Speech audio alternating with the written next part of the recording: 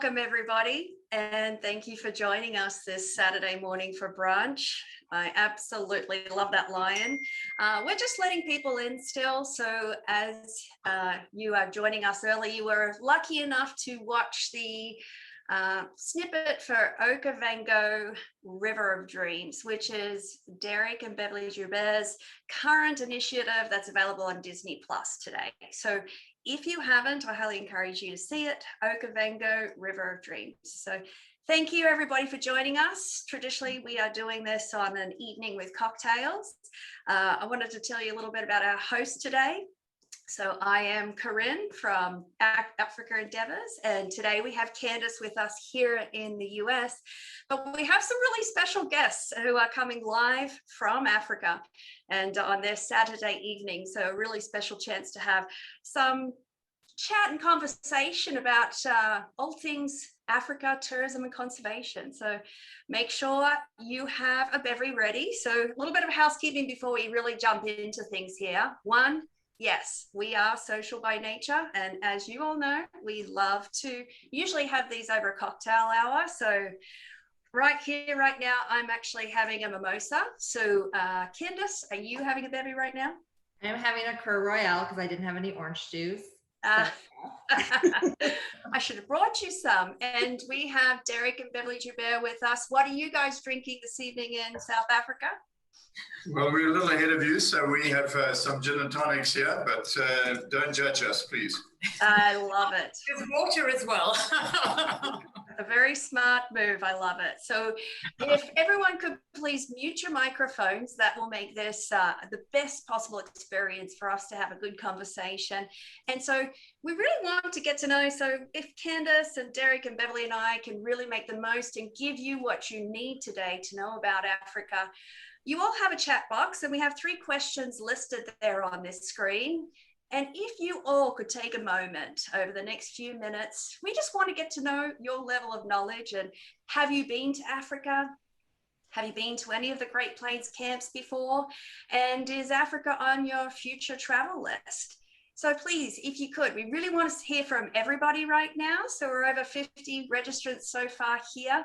Please take the time to write that chat box. It's being monitored. And so while you're doing that, Candace, do you mind taking a moment to tell everyone a little bit about Africa Endeavors who don't know us? Yeah.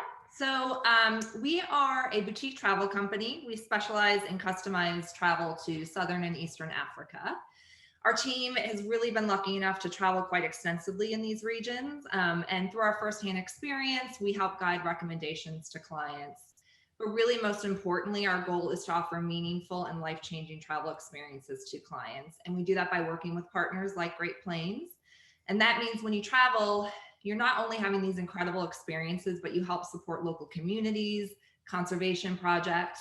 And we're going to learn some about those today.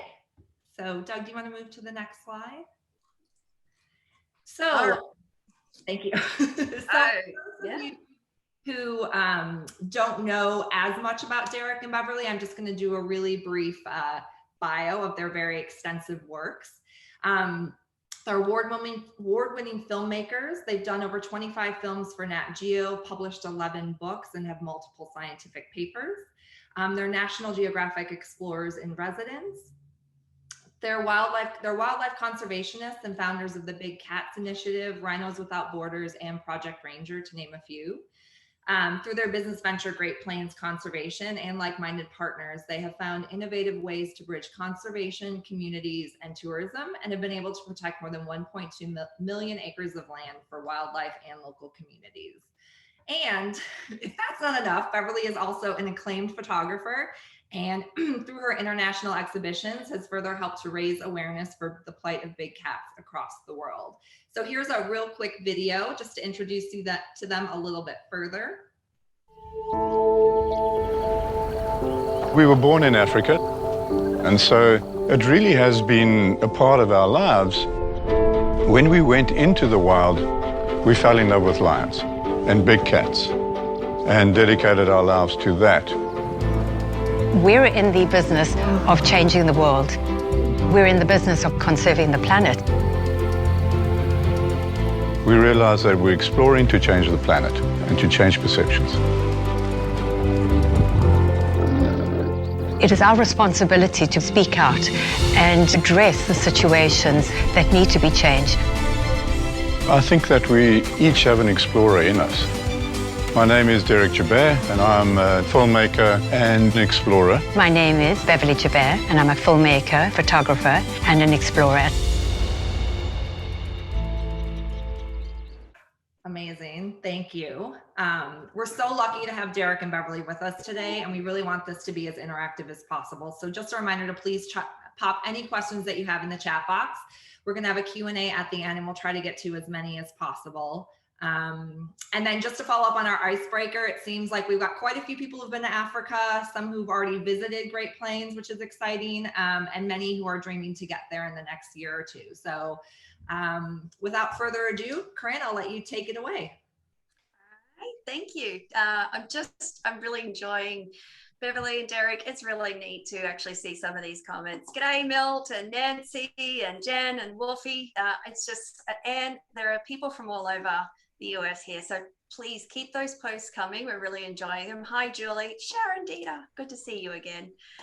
All right, so we're now on to the big fun part. But before we actually get into the nitty gritty questions, let's get to know a little bit about before we get into serious stuff. So gin, you're drinking gin right now. I hear you've made your own gin. Do you want to tell us a little bit more about that? Yeah, no. Keeping it a secret. No, you know, these are some of the things you do in lockdown, isn't it? So you start brewing your own alcohol. No, we've for some time now been interested in the South African botanical gins, and so we decided to do our own. So we've assembled some of our own botanicals with a particular Botswana flair, some botanicals out of Botswana to add to the mix, and so it's rolling off the press as we speak. So you know, be looking forward to sharing that with some of you soon. Yeah, well, and you usually spend a lot of time in the bush documenting wildlife conservation, so a chance for you to do something different. But you're in one location right now, like many of us, and traditionally we're actually jamming a little bit to music, and we actually heard some really good music there at the start, supporting your documentary. So thinking of you at Mission Control here, what music are you listening to right now? You know, it's very eclectic, and it has to be because we right now are producing 8 films this year. And so we constantly are listening to interesting music, and then of course working with our music composers. Okavango was rather unique in every way. You might want to give a story on that, but it really is that distressed version of saying, what are we doing to the planet? But also this is really what is happening, you know, out in a true pristine wilderness area where some animals are being used, you know, some are abused. There's always that predator-prey situation. On this particular film, the editors laid on a soundtrack, Sweet Dreams, but instead of the Annie Lennox version, she put on the Marilyn Manson version, which is really weird. And so we were left with the task of reaching out to him and saying, you know, so we're doing this film about wildlife. And he went, hey, dude, I'm wild. And I went, yeah, yes, we know that. But anyway, I'd like to use this piece of music on the film. And he said, does stuff die in the film? And I went, yeah. He said, I'm in, man. So it was like, whoa, okay. Never want to have that conversation again. But he was in, so it was fun. It works perfectly. It really does. The circle of life, it really just nails it. So I'm glad you chose it. So childhood sweethearts, then filmmakers. And we have a couple of people today I see have joined us and messaged me directly who work in that arena. And so I think I just want to briefly touch really briefly on how you got your start in filmmaking. Well, actually, so Beverly and I met in high school, fell in love. I went off to the army and I came back and immediately swooped her off her feet in essence, to take her off the market and get her out into the most remote place in the world. So this competition, it's just, you know, that's what we do out here. Well, you could see I did the same to him. And we headed off into the bush, and quite soon, within a couple of years, got a job within the Chobe Lion Research Institute, studying lions. And when we got in there, there was an office tent that had been smacked around by elephants a little bit. Anyway, we cleaned it up, and in there we found a movie camera, and fortunately an operation manual, and some film. And so I put it all together and went out that afternoon and started filming. And that was really my filmmaking degree. And so we just didn't look back from there, really. Yeah, it really was trial and error, but it was at a time that was so important. It was almost a historic moment. And in fact, if we look back, it obviously climate change is all part of it. But this area was drying. The channel had dried, the marsh had dried, and it dried. It hadn't been flowing for 80 years, and then dried. And then, so we knew we had to document that. And so Dereck, learning the camera was vitally important, and me, photography. But at the same time, we were working on lines and working with them at nighttime. And what we were witnessing was so unique. It really was unveiling what the rest of the world hadn't seen, and science hadn't spoken about, and science hadn't seen in Africa. Yeah. And so it was imperative that not only writing it for science, we needed to capture it on film. You know, it's always better if what you see, others can see. Otherwise, it's often they're just disbelieving in so many ways. And quite a lot of it was actually in focus as well, which was fantastic. There was no gin there. There was no gin at all. Definitely better than me, that's for sure. I have tried, and I thank goodness for the iPhone for me when I'm out there. I'm usually enjoying it. So you've both been conservationists now for well over 30 years, transitioning into tourism and conservation. What jump started you into tourism and conservation? Did the conservation come first, or did tourism and conservation develop hand in hand for you? Well, if I can start with that, I mean, definitely conservation. At the core of everything we do is conservation. Our films, our exhibitions, books, every aspect of it. And witnessing what we were seeing over a 25-year period was alarming to us. I mean, we started off as these young romantic explorers and really getting to understand Africa. But then we started to see, almost like you're seeing the cracks of what is happening. And we knew that our films was one way to capture a global audience and to speak to governments and hopefully affect change. But we realized that we were missing the areas of protecting buffer zones and vast tracts of land. And that's really 15 years ago, tourism came into play so that we could protect that 1.2 million acres that you spoke about. When we started our careers as scientists, really, we were writing scientific papers to probably 5 other scientists like us who really wanted to disprove what we were writing. That's the way it works in the science industry. And then we transitioned into filmmaking, and immediately we had a far bigger platform. So one of our films, Eternal Enemies, has been some years ago calculated to have been seen by 1 billion people on the planet. Wow. Another one of our films is Somewhere in Space in Voyager, in case that, we can expand our audience to extraterrestrial life. So it really does have an impact. But still, at some point, we looked back at all the Emmy Awards and trophies and all these sort of things that we had on virtual shelves, because we largely live in a tent, so we don't have shelves. So, and then we saw our careers expanding and going up against, and I tracked it one day, against a lion population that was declining at exactly the same rate, opposite rate. And so we decided that we needed to get hands-on. So we started the National Geographic Big Cats Initiative, and at almost exactly the same time, started Great Plains to buy up these corridors, as Beverly was saying, and to populate make sure that these were populated by lions in particular and other iconic species. I love it. Big part of what we do to support that is sending people over to your incredible camps. So what we want to do before we transition into the next question is to take everyone and show them a short video on some of the properties that you can see and experiences. I hope these are Great Plains properties, by the way. Maybe.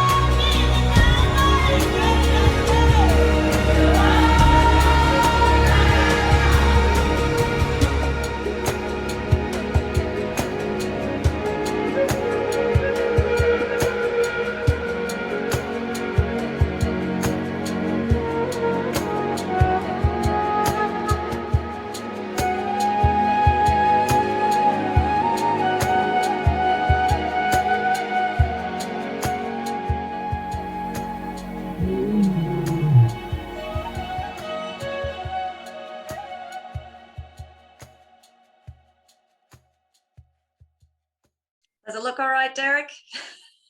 That was ours, yes, that I'm was pretty ours. sure that was yours.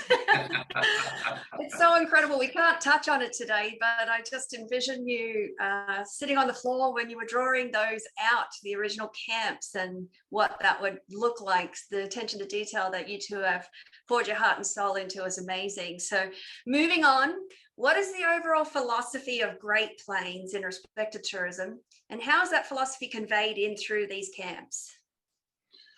That's a huge question. So I'll leave it to Beverly. No, Beverly actually already answered part of that. So everything that we do in our lives is about conservation and then communities. And so every decision we make, every moment we wake up, every morning we wake and say, how are we going to change the planet today? And how are we going to do it from a conservation standpoint? So every single decision is covered by that. When we started Great Plains, actually, we did a study with some students from Duke University to see where the lion population in particular was 15 years before that, then 10, 5 on the day, and where it would be 5, 10, 15 from there. Overlaid a human population map on that, and we could clearly see the pinch points and where we were going to start losing lions. And understanding the theory of island biogeography, in essence, the smaller the island, if they get pinched up and isolated, the more rapid the rate of extinction. So we knew we needed to do something about this, and hence tourism and hence Great Plains. And so we've been buying up land in those future pinch points and just making sure that we can divert pressure away from these and keep that connective tissue going. So fundamental to everything that we do in Great Plains and the rest of our lives is conservation. So our entire business model is on its head the other way around. Usually you start a business, figure out how much you can mark it up, and that's your profit. We don't do that. We went in and said, how much is it going to cost us to run these large tracts of land? And then how do we share it with like-minded people? So our rates are determined on you and how much you can contribute to us. And so we never take a dividend. We distribute that money back into conservation and communities. But that comes through, I think, in the style of the camps as well, how they're designed, how we decorate them, how we train the guides. And if I could focus down on one element of that, I think it would be with respect and caring. So the camps are built and designed with respect to the landscape and being very, very careful that we don't stomp all over the environment. Most of our camps are built up on stilts so that actually the place we touch the ground is just these little fingers and the rest of the camp is above that. The way that we Mora Plains, for example, is done respectfully to the communities, where we've designed it as this intersection point where we're not to colonialism, but we also talk to the Maasai cultures and the Swahili cultures within the design of the camp. We wanted to make it this intellectual meeting place of these three big influences in Africa over the last 100 years. And then just taking it back to the early days of us starting, each area that we take on, release the land, is really like a project. And ultimately, it's what can we give back and how can we create positive change. And so the very first project we took on was the Cylinder Reserve, creating the Cylinder Reserve. We now have 3 properties there, but that area used to be hunted. And through the time, we first went to the area in the early 80s, continually went into the area to see what was happening. And just around 2000, we took it over because the area had changed. It was no longer this incredible paradise. It was everything that I think we're witnessing around the world. We're watching pristine areas diminish. So when we took over the lease, we stopped hunting from day one, started working with the communities, and it's a 6-year period for wildlife to come back. But now it's a phenomenal reserve, and it's a reserve that hopefully will be there forever. And it used to hire 12 people to hunt it. And now we hire about 120 people in there. So I think that the positive notion of tourism spreads much further than what you actually think when you first look at it. Yeah, I think that I love the phrase that I've heard you say, Dereck, that tourism done right is the key to conservation. And so we understand that everyone here has a role to play by being a tourist and to travel to Africa, which leads me into our next question is, so many of the people who are on the call today actually have plans of traveling to Africa or are really sitting on the edge thinking, why Africa? So if we could touch on a little bit about why Africa and why now is really important. Yeah, that's something that I'm really passionate about. I think that there's travel and there's travel. So I think if you are passionate about leaving Chicago, which I think most people should be, because Chicago in winter is horrendous, and go to Paris to buy a Gucci handbag, that's a different kind of travel.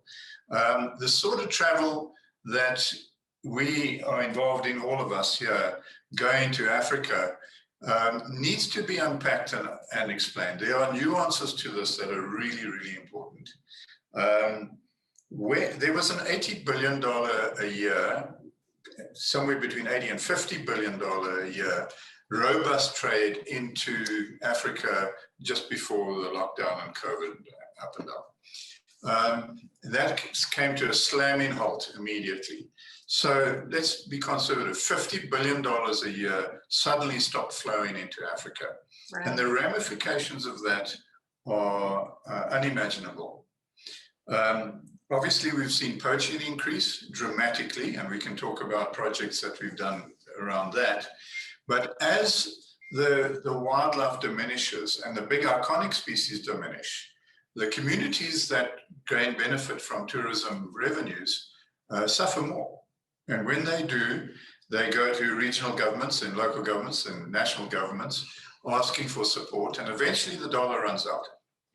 Then those governments come to the West and they come to the East, go to Europe, and that just feeds the notion of Africa being a basket case, and that feeds the notion of xenophobia and racism. And I think that we've got to be very careful about this. When you come to Aldonga Lodge and you sit down around the fire with Jackson, a Maasai guide, and you listen to his stories, you're very, very unlikely to go home and be racist or xenophobic about the Maasai. And so travel does more than just create a checklist of birds and lions, but it creates knowledge, unification, but it erodes all the bad stuff that we carry with us. So the impact of travel is many, many times more than just buying a ticket and coming over and spending time with us or our friends. And if it wasn't for travel, and we've now witnessed this through the pandemic, Dereck spoke about, you know, the $80 to $50 billion industry, and then of course 2020 it went down to zero. So it's very clear that safari conservation travel is keeping these areas alive. But if we shut those down, those areas are going to change. Industry is going to move into the areas. The cattle industry will move in. There'll be more deforestation. And we know if there's more deforestation, there's more global warming. If there is less money coming into the economy, into the government, and into those individual communities, there's more poverty. So conservation travel, so the conscientious conservation travel is vitally important for Africa. It's keeping these biodiverse areas alive, and it's keeping all the wildlife alive. We're losing per year over 20,000 elephants. I think it's every 15 minutes an elephant is killed. I mean, that is devastating. We are losing rhinos in Africa. It's about 1,000 a year. If you look at the other statistics, 50 years ago, we had 450,000 lions, and now we're down to 20,000. Cheetahs are, less than 7,000. So we need to keep the economy alive. Without the economy going, we're going to lose everything. We're going to move everything to extinction. Just in the last 2 or 3 weeks, I've had really tough conversations with the Maasai in southern Kenya, where they've given rights to a big cement factory to double its size near Amboseli, and indeed an avocado pear farm of about 200 acres on the elephant route between Amboseli and the Chula Hills. Okay. But the argument or the case on their side is, if tourism's collapsed, how else are we going to make money? Yeah. So it's our collective duty to make sure that we're not having those tough conversations, that tourism is robust.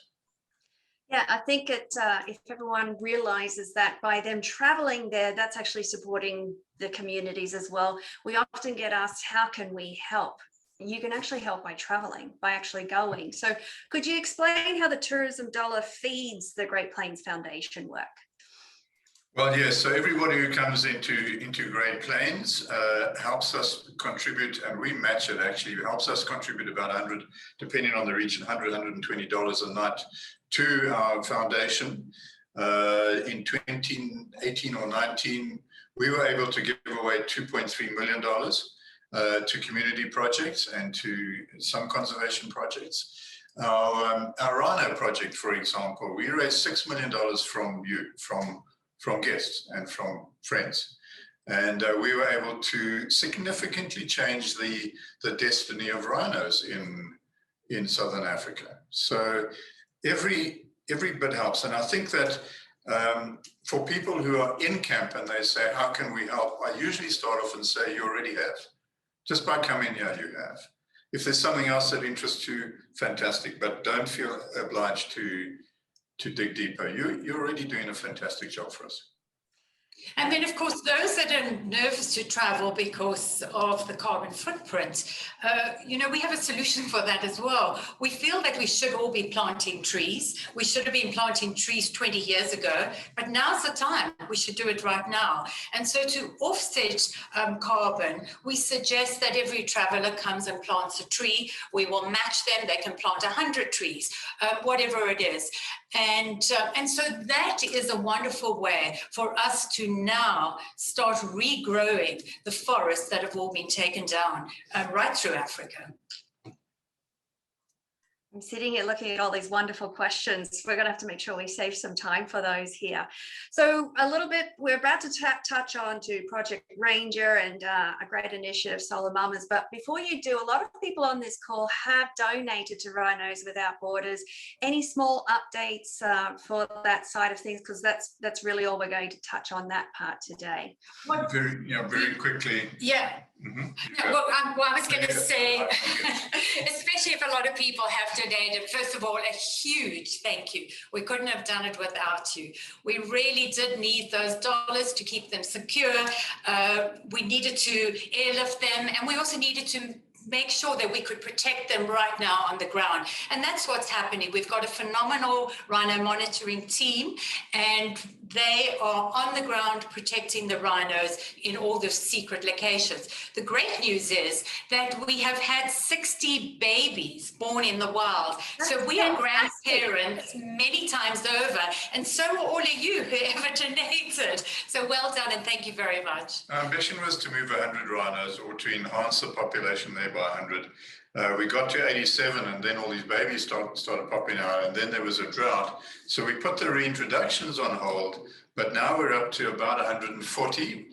There has been some poaching, there have been some deaths, but I think you build that in, and we're very pleased with the project. And that was over about 4-year period, correct? It Yes. wasn't quite a long period of time. It was very condensed.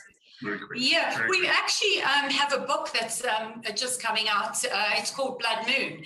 And Blood Moon is really about the dire situation that rhinos are in, but also it's very uplifting, because I think too often we look at conservation and it's really all negative and you feel hopeless. With this really is a story of hope. And that is a book that people can purchase now on Amazon. Yes, that's right. Yeah. Great. And the proceeds go towards more rhino work. Fantastic. What we're going to do now is talk a little bit about your current project at heart, which is Project Ranger. And because you have created so many initiatives, and I would chat for hours with you too. We will over some gins in the near future for sure. But I know Project Ranger came about from COVID-19 pandemic and what was happening in the environment. And so a lot of people here today have not heard of Project Ranger. So could you speak a little bit more about that and why it's so vital? And then after we have a chat, we'll do a short video to connect everybody with it. So yes, it says, in essence, when we all went to lockdowns about a year ago, we looked at our footprint, 1.5 million acres, and we immediately I called for volunteers with our guides to see if anybody would shift from doing game drives, walks, serving drinks, to rhino monitoring or anti-poaching work. And I was very proud of everybody. They all of them put their hands up and said absolutely. So we were able to take care of our 1.5 million acres. Then we looked left and right, and we just saw furloughs, people getting laid off, rangers getting cut, guides getting cut. Not just in tourism partners like us, but in national parks, in anti-poaching units all over up and down through Africa. And the more we looked at this over a very short space of time, we realized that it was a massive problem. At the same time, we started getting information that poaching was not just on a steady increase, but on a huge increase, a steep increase. One of the reserves nearby lost 80% of its wildlife in 10 days. So just massive poaching. So we started a project called Project Ranger. And the essence of this is just to keep those rangers that are in various organizations in salaries, keep them fed, keep their families fed, and just make sure that the boots are still on the ground, that we don't have any porous holes in the perimeters of these various places. And so over the last year, we've managed to raise just about $1 million and distribute that really quickly across 8 countries. So it's working really well. But the essence and the core values of Project Ranger are that we need to protect these wild areas. Yeah, and it's an emergency intervention. It's the exact same reason that we started the Big Cat Initiative at National Geographic. We saw the urgency. We knew we had to take action. We knew we couldn't do it all ourselves, so we started to collaborate with everybody around the world. We opened it up to every NGO and said, how do you want to assist Africa? And that's really what we've done. So with Project Ranger, it really is keeping, as Dereck said, boots on the ground, the frontline workers, but it's also to understand what is happening. We know that there was poaching before the pandemic, but it escalated, and the bushmeat trade is really what is so alarming, because when the bushmeat trade comes into an area, they lay snares and they take everything out, and it turns an area sterile. And so it is vital that we can be successful for the communities, because this ultimately, when the pandemic is gone, this is their livelihood. This is, as you can look at it, a biodiversity, a bank for the country, for the communities, and of course, for the globe. I mean, these are the last remaining areas, and I think we need to remember that there's only 4% of wildlife in the biomass around the world. Humans are 36% and 60% is livestock. So it's the 4% that everybody's coming to look at. And it's the 4% that we are trying desperately to protect. I love it. Thank you so much. It really gives it a good nutshell. So we'll show a bit of a video here for everyone to round out how important this project is and what you're achieving.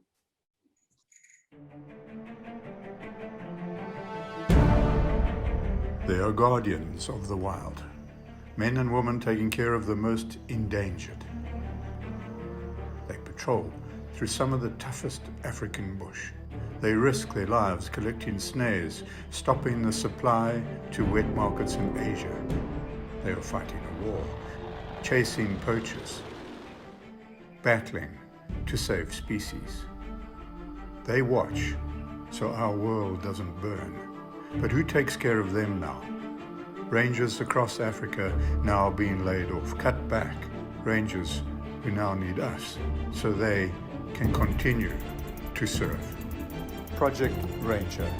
Join us in preventing a new poaching pandemic.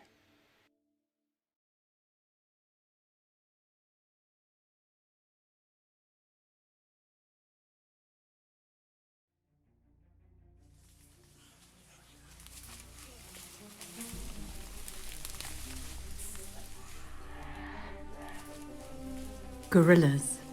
We share so much with them. 98.5% of their DNA. They're majestic.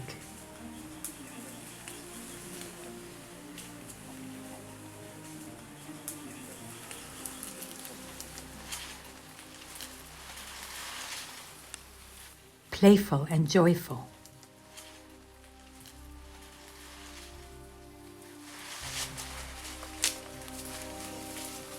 And aware.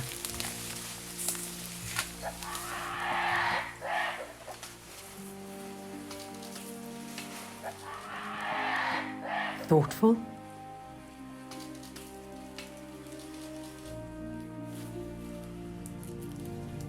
Their future is reflected in their eyes.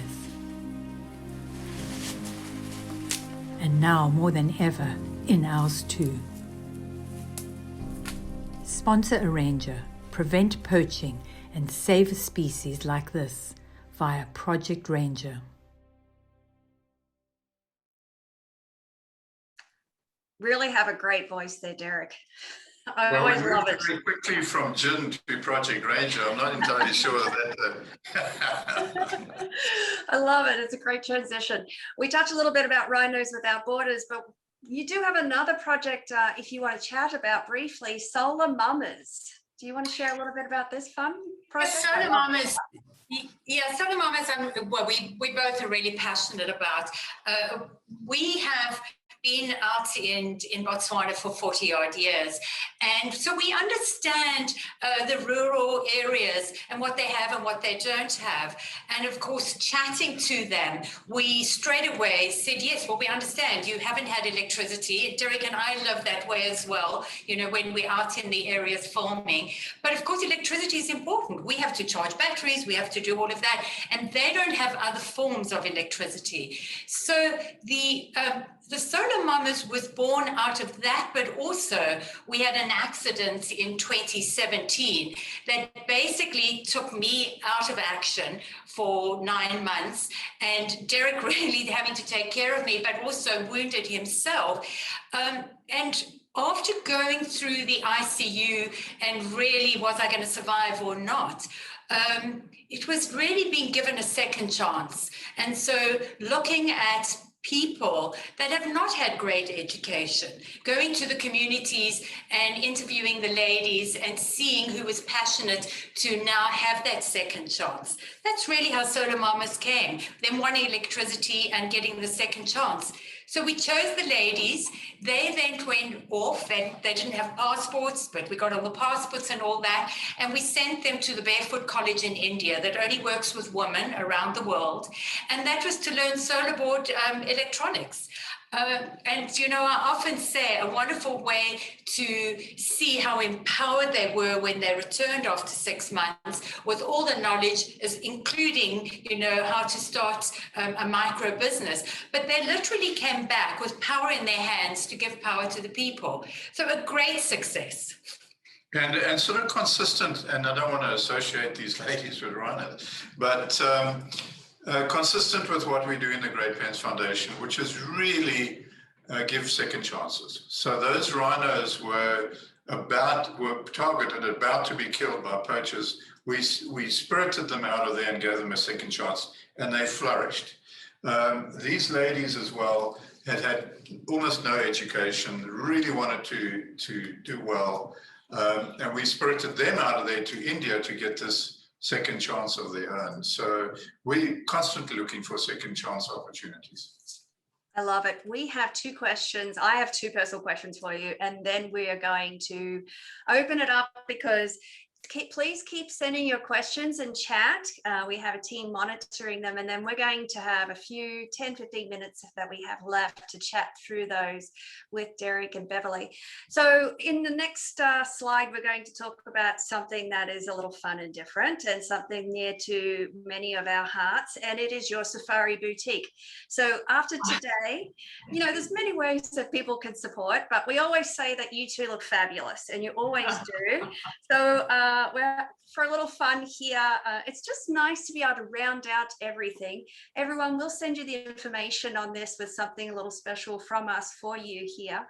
But what was the whole concept behind this? I'm assuming this was definitely Dereck's idea. Well, like most, funny enough, it was a combined idea. We were finding that we were going around the world either talking or being in the bush. And I'm not a suit and tie sort of guy, and Beverly's always elegant. Thank you. And so we kept running into people saying, how do we dress like you? And we kept going, oh, well, that's nearly impossible because this hole in my shirt came from a rhino or a buffalo, whatever. And then when Beverly was in hospital for such a long time, we started thinking about designing our own clothing. And sometimes I design Beverly's clothing and other times she designs her own, or vice versa. So we started this clothing line really just to stop people asking us. Well, that sums it up well. You know, everything we take on, we want to make sure that the community is going to be involved as well. And so through the manufacturer, we support all the women that are working on, you know, on the projects. We try and make sure that all the fabric is sustainable and eco-friendly. We feel that that is vitally important. And it's really all about layering. So too often people come to Africa and they don't have no idea what to wear, and their suitcase is too heavy, and then they're not allowed on the small plane. And so this is really about layering with light clothing that you can layer through the day and strip off, and you can wear it, you know, for an elegant sort of evening or something lovely and cool during the day once you come back for the safari. The only danger is we've got to keep up with the designs, otherwise we'll all start looking the same. And it's Great challenge.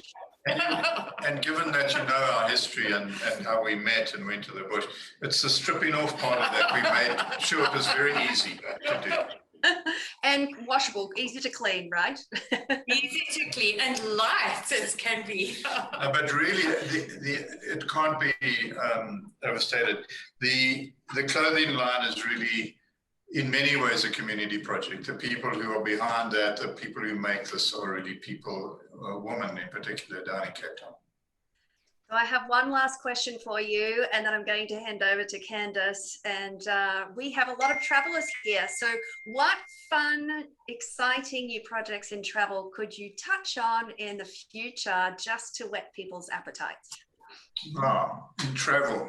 Well, one thing, so, you know, obviously we used the moment of lockdown to refresh all our camps. So we've been rebuilding, we've been buying new camps and refurbishing them so that we come into the market with a brand new offering when it opens one day.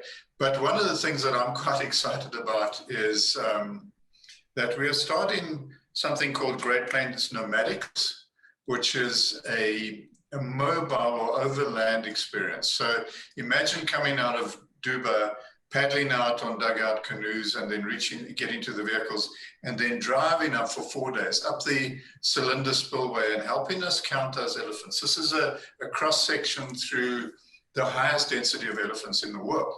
We did a film on it, Soul of the Elephant, a number of years ago. So we're going to be doing a regular trip up there, counting elephants scientifically, photographing them, getting them ear patterns out of this, checking on pangolin, cat and scat, and picking up DNA if we can, and plotting wild dog dens. So that's a nice little unusual thing that's going to be happening and opening around about July this year. Fantastic. I really love that one. Absolutely. Hands up for many of us on here. I love that idea. It's a great connection. Glad you're doing that. Well, I'm going to hand it over to Candace here because we have a multitudes of questions that we have about 15 minutes left of your precious Saturday time. So I'm going to say cheers because we haven't given you a chance to take a sip of your incredible gin. And I'll hand it over to Candace for you to ask the floor questions. Thanks, Dereck and Beverly. Yeah, thank you, Dereck and Beverly. That was super informative. Am I muted? No. I would like to say that I think I look like Beverly when I'm in the bush, but I'm kind of a hot mess. So I'm definitely going to be visiting the boutique. And I look like a hot mess as well, believe me. In my photos, I'm like, I'm going to look amazing, and that's not the case. But anyway, we've had so many great questions that popped up, and I know that we're not going to be able to get to them all. So I apologize to everybody, but I think I'm just going to kind of filter through what's come.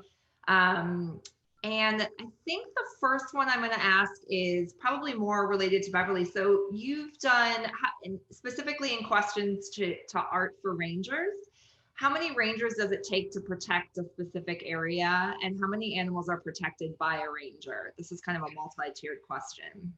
You know, I'm pleased you're asking that question because this is the dilemma. There's 40,000 rangers in Africa, and as Dereck mentioned, many were furloughed. So how can we support 40,000 rangers when it costs about 6,000 per year to keep them in the field? And so we've looked at every way, spoken to travel agents to see if they would like to support a ranger for a year.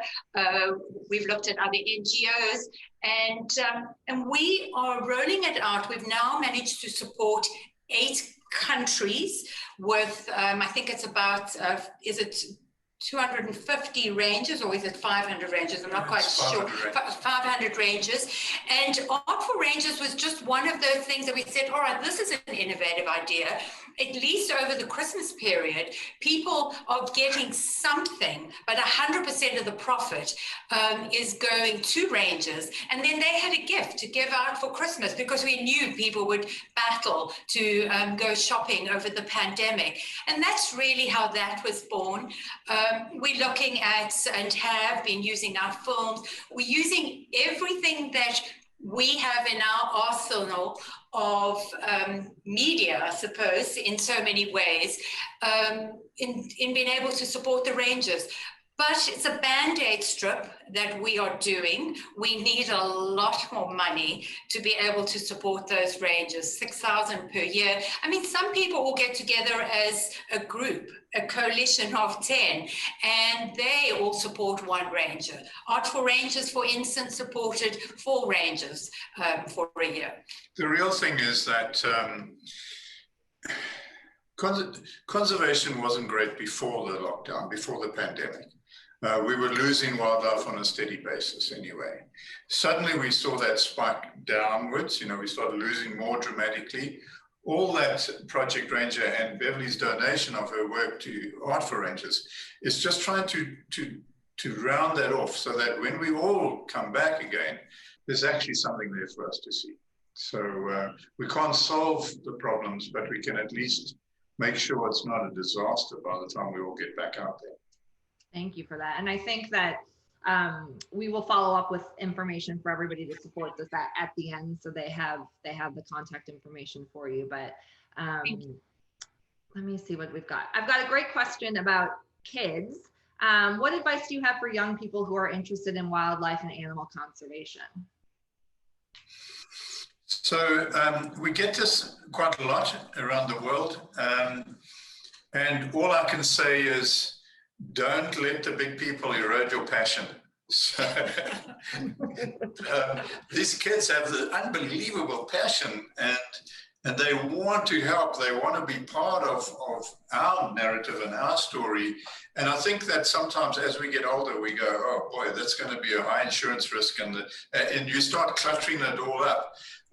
And we've been fortunate enough to never have lost our passion, and in fact converted it into an obsession. So I would just encourage everybody under 3 foot to just hang on to that passion and just never take no for an answer. And I do believe, if I could just add to that, because this is looking at a global audience, and it's not only about Africa right now, it's about us protecting our planet. And right now, it's vitally important. We see what can happen through trading with endangered species, going to wet markets, whatever it is. And we now want to protect the future pandemic, that it's on its way, but also protecting biodiversity, protecting forests, so that we don't have the drastic climate issue that is facing us. So we all need to be conservationists at this point. And kids and all of us need to be using social media to talk about this, have open discussions, and then talking to the decision makers around the world, obviously in government, in the UN, whoever they are, but talking to them with passion on behalf of humanity. How are we going to protect this planet for humanity? And then let's look at those that live very closely with us, our furry creatures and scaly creatures and all the animals out there. I want to tell you a story that's relevant here. I once went to see a friend of mine in Johannesburg, actually, and we had a meeting in his home study and office. And then as I turned to walk out, behind the door were these 2 very, very large tusks, ivory, from a dead elephant. And because I was then fairly polite, I would have reacted differently today. I said to him, what's that? And A, why are we doing business? But B, why are they behind the door? And he said, oh my goodness, if I had displayed this, my 12-year-old daughter would never talk to me again. And right there, I went, our army should be 12 years old. Yeah, I think that's a perfect story. And having spent some time with some younger kids this past weekend who are very passionate about conservation, I feel like their generation will hopefully help turn things around. What else? We've got a ton of questions. So let me just see. Oh, what is the most important thing you've learned or relearned in the last year or two? I have learned incredible butler skills because I just simply take after, look after Beverly, do most of the housekeeping around here, serve drinks whenever I'm required to. But it's been a life enhancing experience for me. No, I think that mostly what we've learned is that moments like this can bring out the best version of yourself or the worst version. And coming out of this, I hope most for everybody and for the world, is that that we become better versions of the best versions of ourselves, and not the opposite of that. Yeah, absolutely. And it's vitally important for all of us to connect, on a level that is what, we would often listen to the Beatles. So now you know the age that we are. And it's all about love. And people would laugh and say, yeah, all about love. But it should all be about, what we giving back, what we are, how we would like somebody to treat us. And obviously I would rather have somebody treat me with compassion and empathy and love than with hatred and anger. And so it's really putting ourselves in other people's shoes, trying to just be compassionate.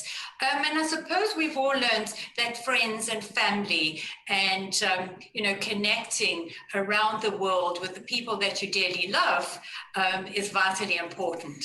I also think that one of the big lessons, not of ours particularly, but everybody in the world who's been suddenly incarcerated and away from nature, has been the value of nature. And just going for a walk in Central Park or out in the wild and green spaces in Chicago when they're not covered in snow and ice storms. But to have these amazing natural places.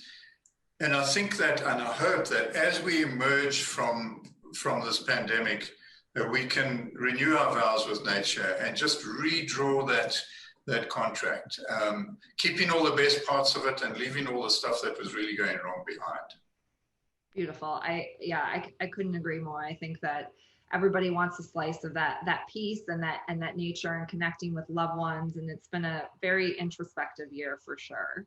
I think we have time for one more question. So I am going to just take it in order that it came. Sorry, where did it go? I've just moved it. It is about, your movies have left us in awe, and how do you possibly capture the action in these moments? It's really doing the time, being out there, doing the time, really becoming part of nature, getting dirty, feeling the pain that the animals are feeling at the time, because we live in the experience with them. And I'm just going to grab a film out of my head, the last lines, for instance. Everybody at the end had empathy for that female because they almost forgot that she was a lioness, and they were looking at her in their own lives and the trials and tribulations that she was having. But that was only because we had the luxury of time, a 3-year period, to be out there and make the film and really be with her. But at the same time, obviously with our films, we don't intervene, we don't interfere. But so through that time, we understood her pain. We went through emotional roller coaster all the way. And I think that is what people will eventually, we hope, resonate to and understand what they're going through on a daily basis. So they already have a challenge to survive. And then along comes man, either taking away their land for agriculture or poaching or coming in to hunt. And so that's our ultimate goal, to get everybody to care.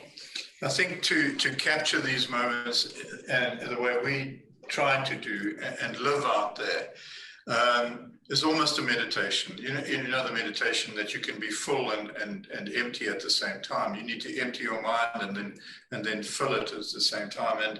And so quite often we are very, very careful not to intervene and interfere, as Beverly said. But that doesn't mean that we emotionally disengage. Yeah. And there was a question, I know somebody asked about Fiketsa, the lioness. And that was the second part to this question. Well, let me preempt that for you. I don't care about Fiketsa, you can move. What's interesting about that, just a small backstory, is that almost the same time that we were filming this lioness that we had not yet named, we had a little incident in Jouberts, one of our camps, where we walked into a buffalo, and the buffalo smacked me down, impaled Beverly, ran off with Beverly. I ran after the buffalo and got Beverly back again. But what happened after that is really the story. We were in the field lying there. I was trying to save Beverly's life, and Beverly died in my arms twice that night. And it was quite a difficult night. We spent another 18 hours trying to get to some sort of decent medical help. But Beverly pulled through, thank goodness. And at the same time, roughly, this lioness was hit by a buffalo, same sort of injury, impaled, smashed her front collarbone and her ankle and so on. Beverly's injuries were actually far worse than this lioness. And so we started calling her Fiketsa or Fiketsa, which means overcoming a challenge. And so Beverly and this lioness seem somehow, at least emotionally, if not spiritually, connected in their overcoming of this enormous physical obstacle and accident. And we saw her get up and limp off and go back to her cubs and swim a river and overcome an enormous challenge. And I draw these deep parallels between Beverly's getting up and walking out of the hospital and surviving. And so I think that we are able to see these things and to lean on nature for these parallels. Maybe they're made up, maybe they're not.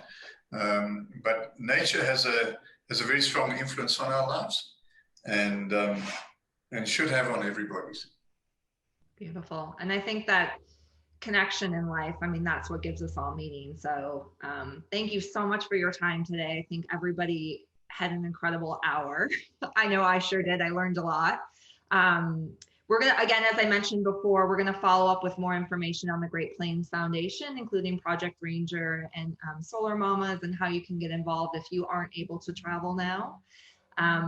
But again, Dereck and Beverly, I can't thank you enough. It's been so amazing to have you here with us. And I'm going to turn it back over to Corinne. And I apologize to everybody that we haven't been able to get to all your questions. I wish we had hours, but another time maybe. Corinne, back to you. So Dereck and Beverly, we are going to let you go right now. Candace, if you're okay with it, we have many questions here. Candace and I are happy to stay on 5 or 10 minutes more to answer some questions for people. If you'd like to stay on, we're happy to do that. But Dereck and Beverly, thank you so much for sharing so much information and personal knowledge. I really feel like everybody has gotten to know you and has enjoyed a brunch bevy with you both, but it's time for you to go and enjoy your evening.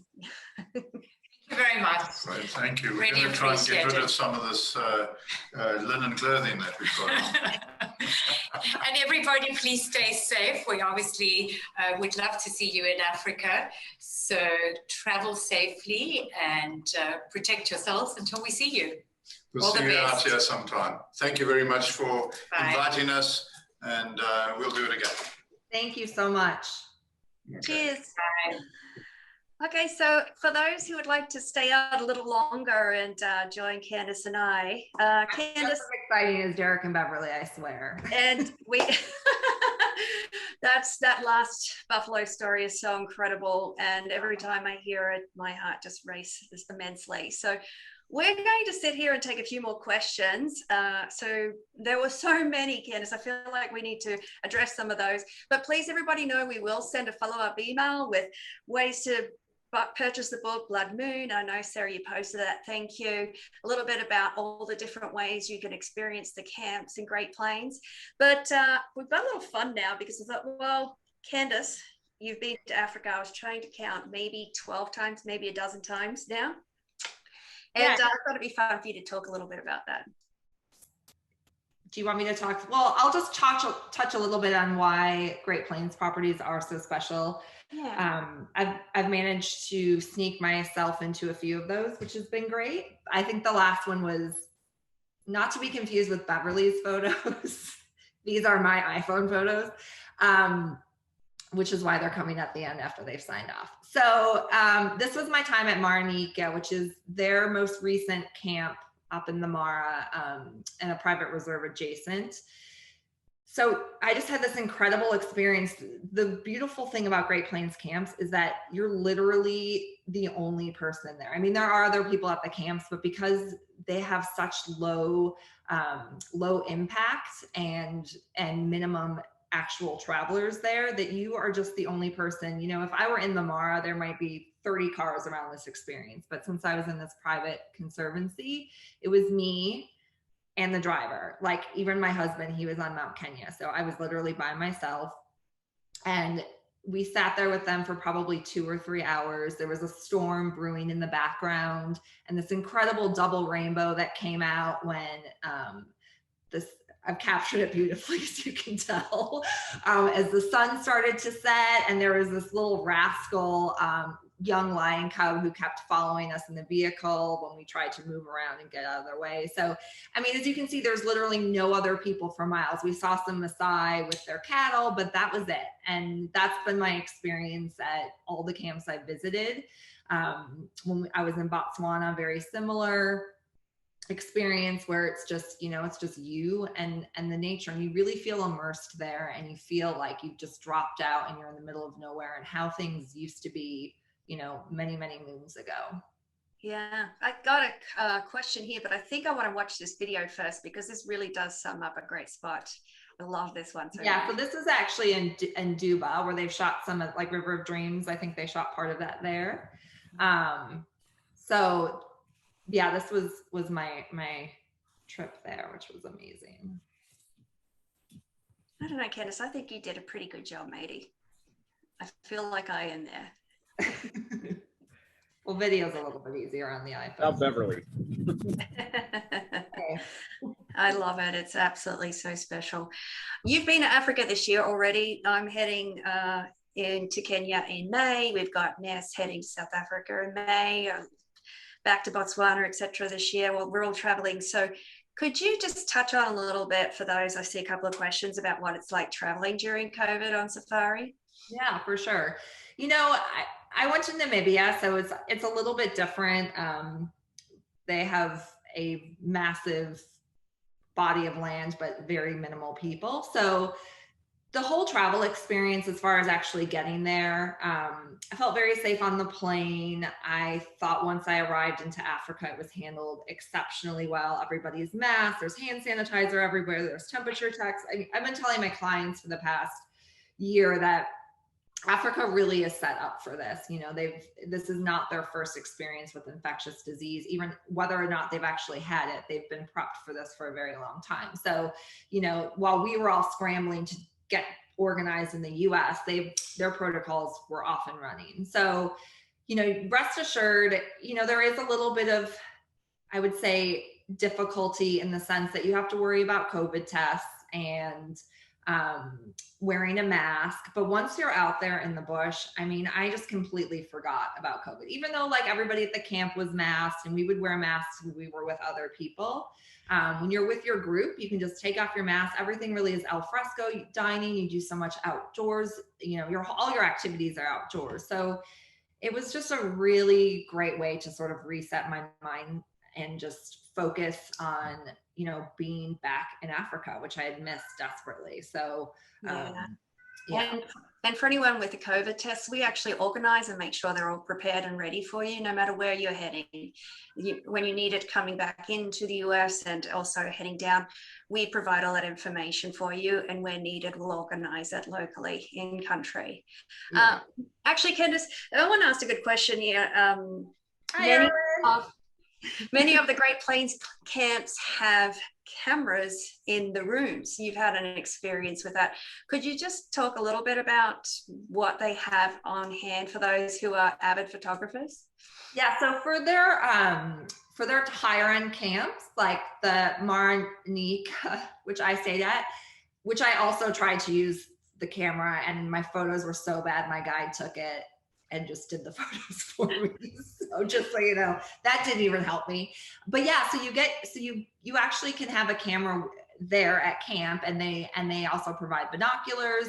So instead of having, you know, if you're doing a circuit with Great Plains, you don't have to worry about necessarily lugging all this camera equipment with you.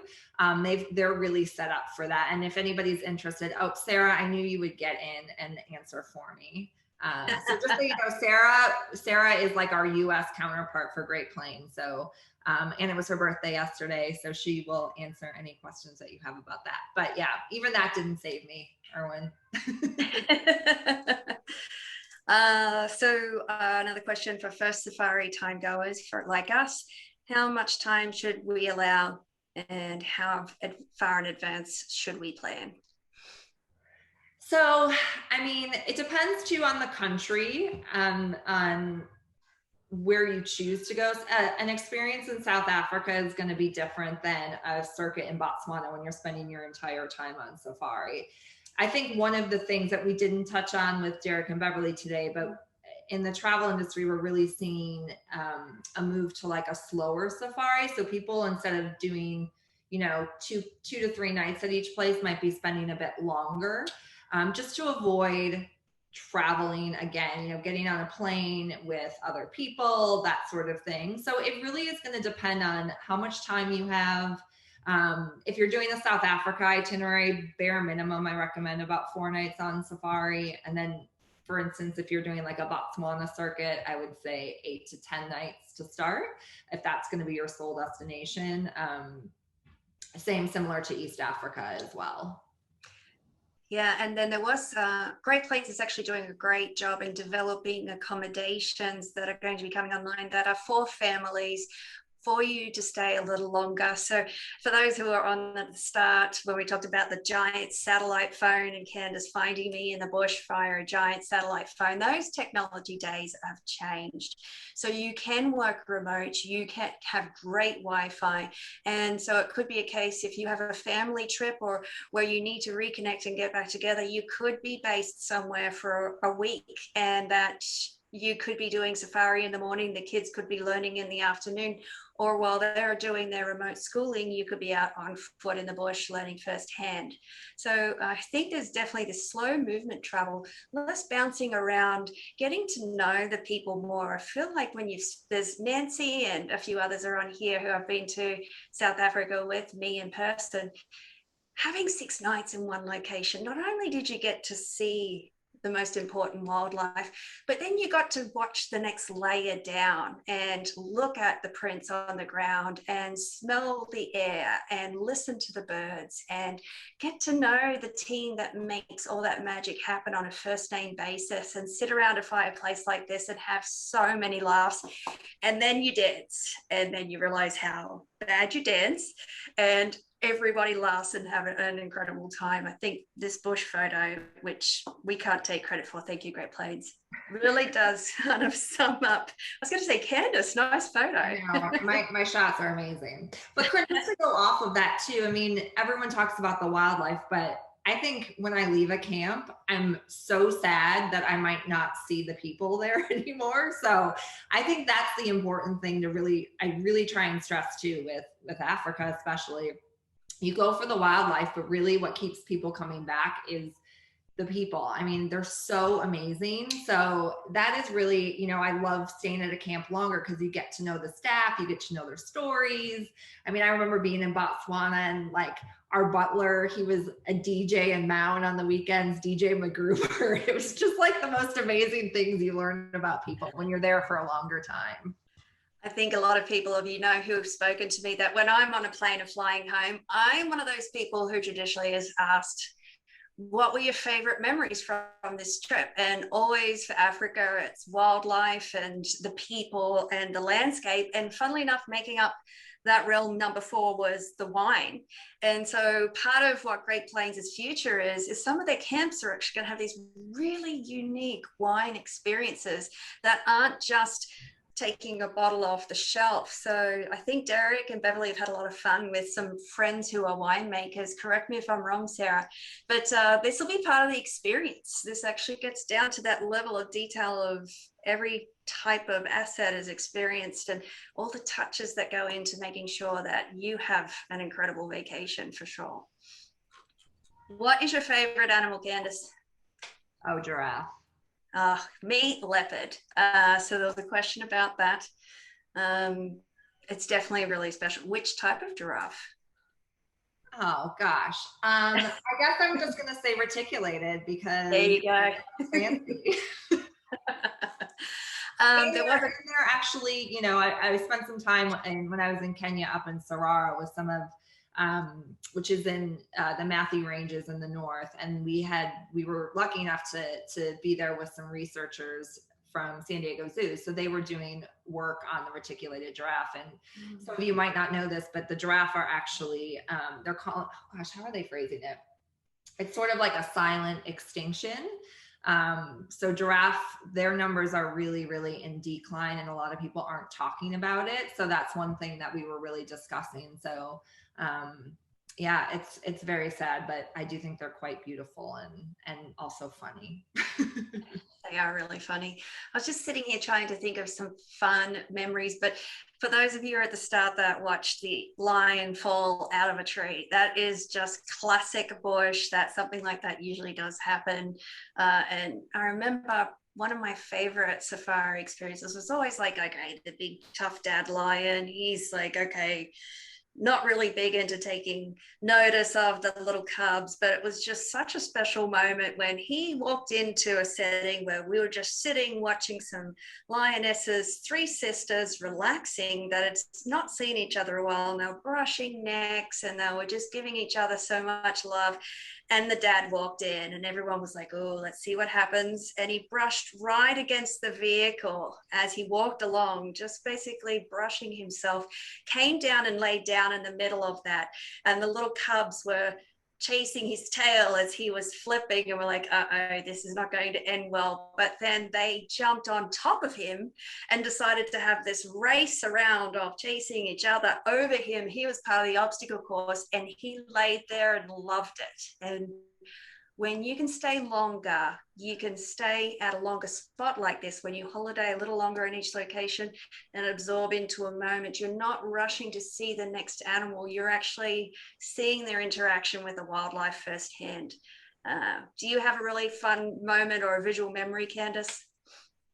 Oh my gosh. I guess I would have to, yes, I have a lot, but I think just because we're on the topic of Great Plains, I think when we were in Botswana, one of the activities you can do while you're there is not a speedboat, but a boat through one of the channels, and just disturbing the hippos as you're kind of cruising along, not aggressively, like we were just cruising along. And I thought we were traveling with friends, and I thought my friend was gonna literally have a heart attack because you just see these hippos. I would have a heart attack.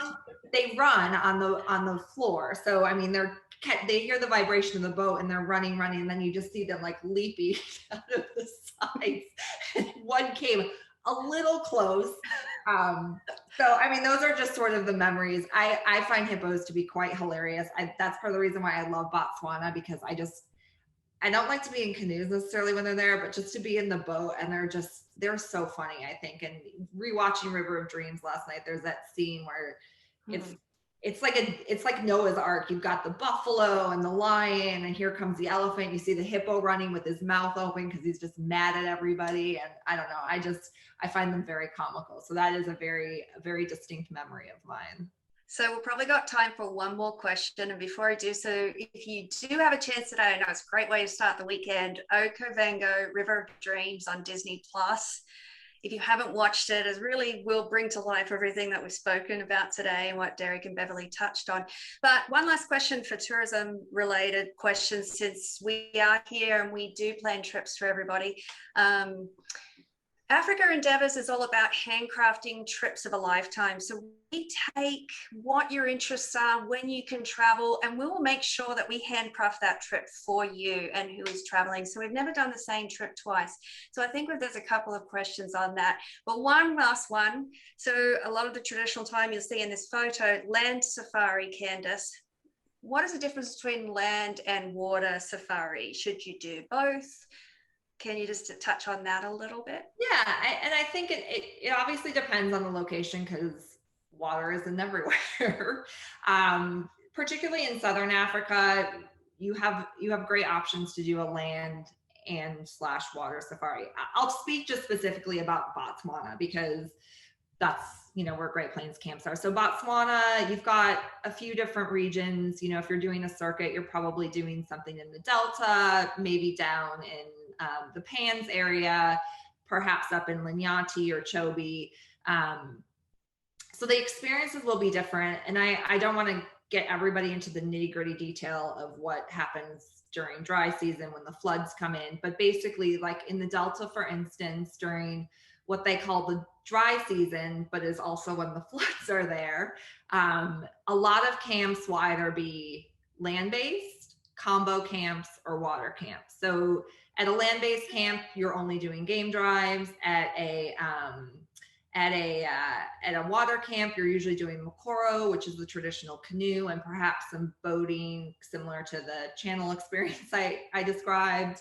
And then a combo camp, you have access to both. And it's really just based on where the camp is, the time of year, and yeah, where the camp is and the time of year and what experiences they can offer. Because if it's dry, like when Botswana was in drought a couple of years ago, I was there with my mother, and we were supposed to be at a water-based camp, but there was no water, so it was all land-based. So I think really the big difference is Botswana is great because you have that variety. You can do walking, you can do safari drives, you can do these Mokoro, which is this really peaceful experience where you're on a traditional canoe and you're just kind of drifting through the papyrus and the lilies, and you get really close to the wild, like the birds and little frogs and things like that.